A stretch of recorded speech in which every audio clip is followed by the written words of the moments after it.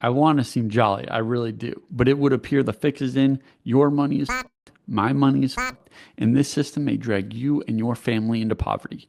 Hi, I'm Jack Alwell, and while I think you should go buy the big print, I'm going to be sharing with you my key takeaways.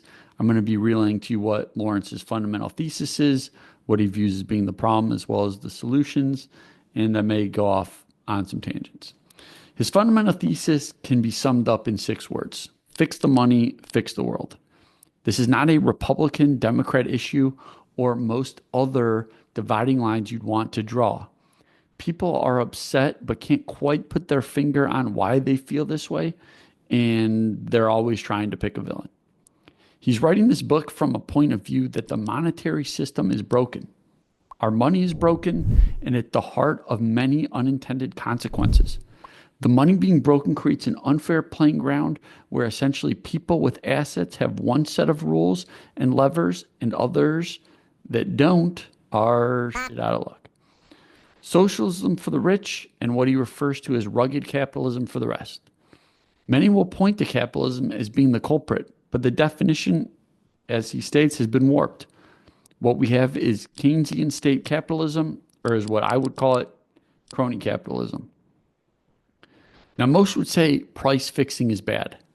If you disagree with that statement, please let me know in the comments. I'm curious what you'll come up with. Let's break that down and go back to the econ class in high school showing supply and demand curves. People and businesses both supply items and services and demand items and services. For any given item or service, a natural equilibrium is found through entities participating in these markets and arriving at a point where the quantity and price are the same for the supply and demand curves. If the government sets a price of an item or service higher than its natural price, there will be more entities wanting to produce that item or service and less consuming it, what we would call a surplus. If the price of something is set lower than the market price, for example, in rent control, less is supplied than demanded, and we have a shortage. These government interventions are distortions from the natural tendencies of the market. We often don't think of our dollars as having a price, but Lepard is taking us on a journey of seeing that our money is part of a price-fixing scheme by a banking cartel, the Federal Reserve, more commonly referred to as the Fed. They are fixing the price of money or capital, which you may know as the interest rate. The Fed has just 12 voting members dictating the cost of capital for a country of over 330 million people. Seems kind of crazy that 12 people know what's best for all of us, right?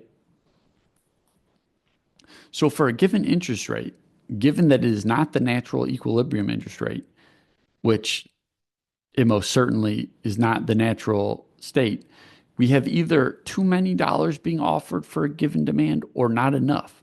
And this causes distortions that we see in these fairly large boom and busts. It seems common sense that we shouldn't print money, doesn't it?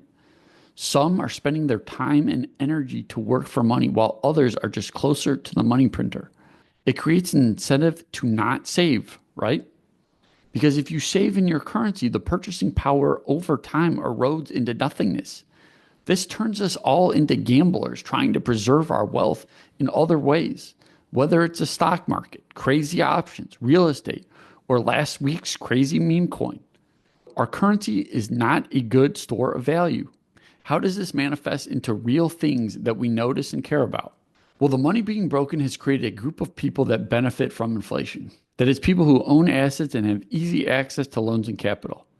You can see on this page, the top line is the total net worth held by the top 1%. The bottom line is the total held by the bottom 50%. It hasn't moved much at all over the last 35 years. It's great. This graph is crazy, right? Lawrence acknowledges there could be some of this growth in the top 1% due to other variables like technology and other efficiencies, but claims asset inflation from mispriced capital is the larger issue. If you want me to do a video on why printing money makes the wealthy richer, just let me know below. I'm thinking about doing one.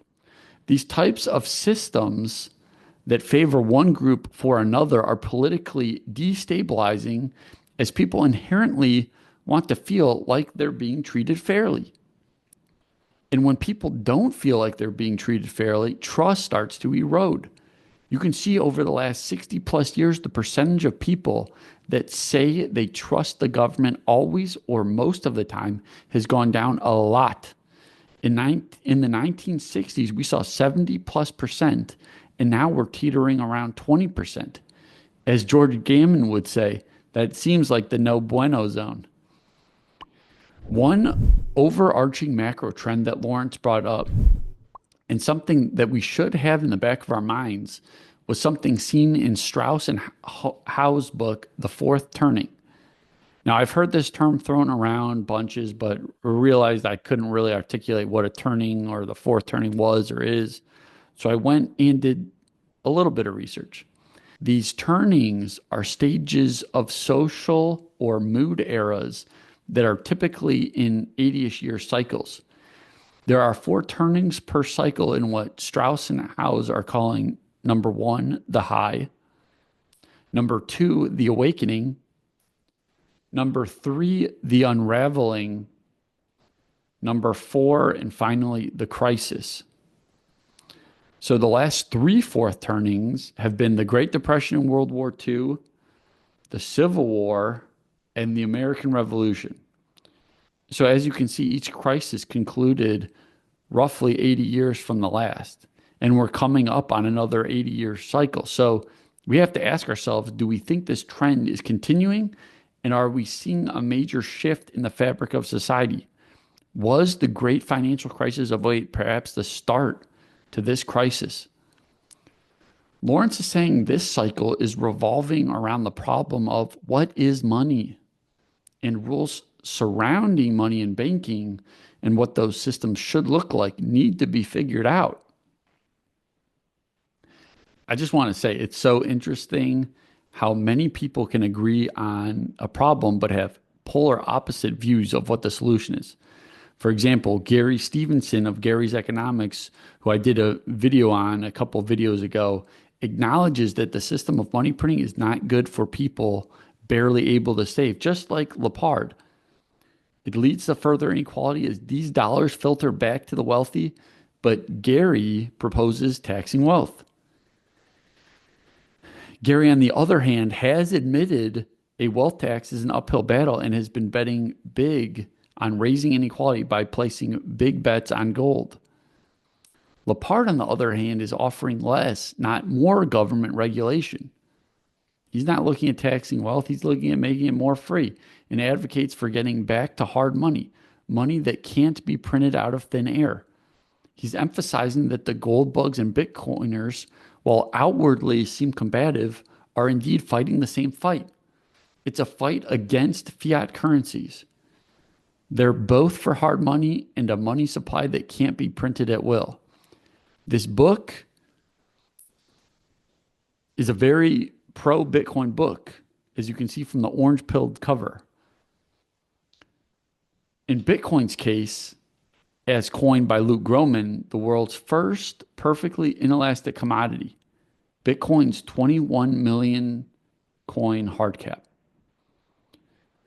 Lepard speaks to a needed mindset shift that embraces deflation and questions the status quo that we need inflation.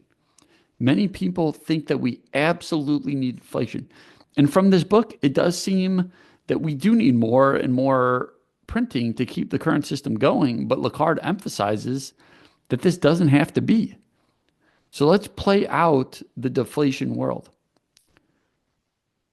Are you going to save your money and not eat today because that food will be cheaper tomorrow? The food would be deflating. So why are you still eating? You have to eat, don't you? Are you going to put off buying that huge TV because it will almost certainly be bigger, better, and cheaper in a year? Right, people are still buying TVs and technology, even though some things are going down in price, not up. People will still buy things, and when I think about it, I think I would be more discerning on what I spend money on, because my money could actually buy more for me in a week, month, or year. Right now, I often buy things because I think they'll be more expensive in a week, month, or year. It doesn't really make sense that I'm spending lots of money on dental floss thinking that it'll be more expensive later on. But I have done that. Perhaps the largest system change Lepard is proposing is abolishing the Federal Reserve. As the Fed began in 1913, many of us only know a world in which the Fed has existed, and oftentimes we're trying to guess how the Fed will respond in certain scenarios. That's the game we've been taught to play. Lepard quotes Dr. Ron Paul a lot in this section of the book. Ron Paul is big in the libertarian space and author of the book and the Fed. Dr. Paul makes strong cases against the Fed and more broadly paper money. Just to give you a glimpse of what Dr. Ron Paul has said, he says the Federal Reserve should be abolished because it is immoral, unconstitutional, impractical, promotes bad economics, and undermines liberty. Its destructive nature makes it a tool of tyrannical government. He then goes on to combat fiat currency by stating or exposing the constitutional case against it. He cites Article 1, Section 10 of the Constitution, which states, "No state shall make anything but gold and silver coin a tender in payment of debts," and concludes, so there you have it, plain and simple. Paper money is unconstitutional, period. But I guess it does mean Bitcoin's also unconstitutional, but we'll leave that for later. And I've been saying it's a violation of property rights in that if I have $1, all else equal, if the government then goes and prints a bunch of money, my dollar obviously is going to purchase less. This is not an earth-shattering statement, but my dollar, which I consider my property, has been violated. The only part of this book that I think I'd push back on a little bit is what Lepard says on derivatives. And after his first statement that we need an outright ban on financial derivatives, where my head immediately went to like puts and thinking that that would be like banning insurance. And I don't like that. He then acknowledges there are legitimate hedging, like insurance, use cases, but still there should be limits to leverage and exposure, which I'm not really a fan of either. If there's a bet that someone wants to take and another party that wants the other side, so be it. I mean, we've already legalized gambling, so I mean, what's the difference there? I would say we just don't need more regulation. I will grant that if you can't fix the hard money issue, derivatives will continue to be a thing and probably not be used in the greatest ways. But if people have a real store of value in their money, they'll be less likely to gamble with derivatives. And derivatives like calls and puts will go back to being more for hedging and less for speculating. All this being said, I really love this book. Thanks for writing it, Lawrence. I think it had possibly more sources summarized and merged together than the personal MBA, which I also loved. So many sources, so much research goes into these books. So one doesn't have to be super financially literate to get a lot out of this book. There are many nuggets for people just starting out in their financial education journey through to more complex systems. As far as what I'll do now that I've read it, I'll continue buying more Bitcoin and gold and possibly even look to sell some real estate to fund even more Bitcoin and gold purchases. If you like this video, I'd love for you to subscribe for more videos. See you next time.